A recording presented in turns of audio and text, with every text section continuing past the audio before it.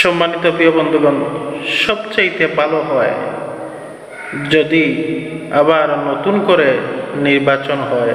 জাতীয় নির্বাচনের আগে যদি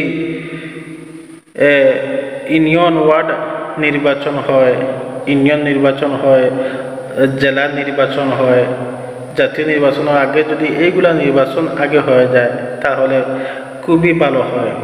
আসসালামু আলাইকুম ওয়া রাহমাতুল্লাহি ওয়া বারাকাতুহু। সম্মানিত প্রিয় বন্ধুগণ,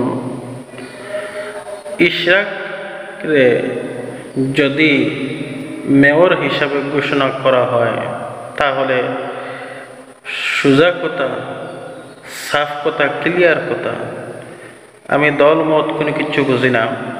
আমাদের বড়ইশালের যে ভাই মেয়র হিসাবে করা হয়েছিলেন শেখ মুফতি ফয়জুল করিম সাহেব, এনাকেও মেয়র হিসাবে ঘোষণা করতে হবে। আর না হয় বর্তমানে মেয়র পদ স্থগিত, ইশরাককে স্থগিত রাখতে হবে, এনাকে বাতিল করতে হবে। সম্মানিত প্রিয় বন্ধুগণ, সবচেয়ে ভালো হয় যদি আবার নতুন করে নির্বাচন হয়। জাতীয় নির্বাচনের আগে যদি ইউনিয়ন ওয়ার্ড নির্বাচন হয়, ইউনিয়ন নির্বাচন হয়, জেলা নির্বাচন হয়, জাতীয় নির্বাচনের আগে যদি এইগুলা নির্বাচন আগে হয়ে যায় তাহলে খুবই ভালো হয়।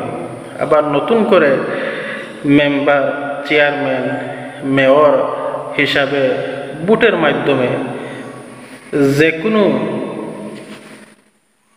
যে পাশ করে সেই হবে মেম্বার, চেয়ারম্যান, মেয়র। কিন্তু অবৈধ কোনো ব্যক্তিকে মেয়র হিসাবে ধার্য করা যাবে না।